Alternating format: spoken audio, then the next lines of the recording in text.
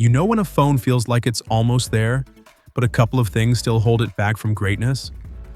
That was the Galaxy Z Fold 7. It looked incredible, felt slimmer than ever, and finally showed Samsung was taking foldable refinement seriously. But the battery and charging? Yeah, that part still felt stuck in 2020.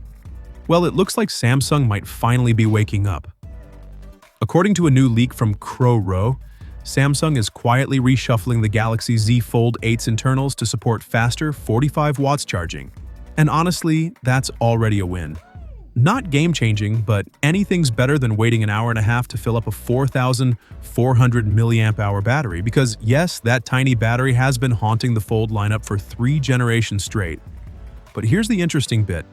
The leak says the upgrade may come with a bigger battery too.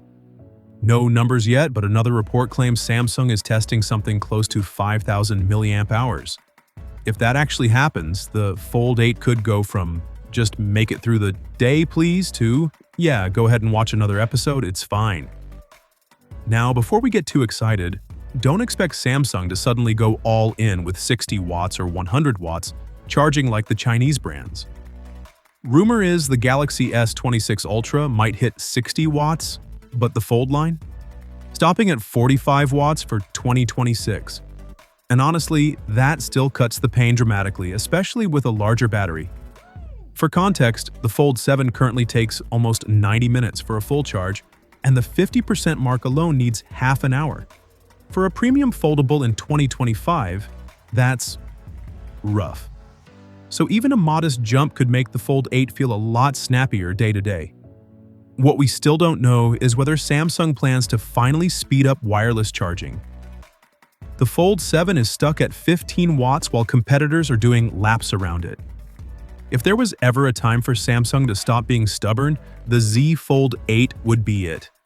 Small upgrades seem to be the theme this time. Faster charging, a bigger battery, possibly S Pen support baked right into the hardware, and rumors of a crease that's nearly invisible. Nothing dramatic, but all the little things that add up. And considering Apple is reportedly launching its first folding iPhone next year, Samsung probably wants to lock in its dominance before the hype train hits. But what do you think? Is Samsung finally fixing the right problems, or is this still not enough for a phone this expensive? Drop your thoughts below. I read everyone, and I'll catch you in the next video. Until then, take care.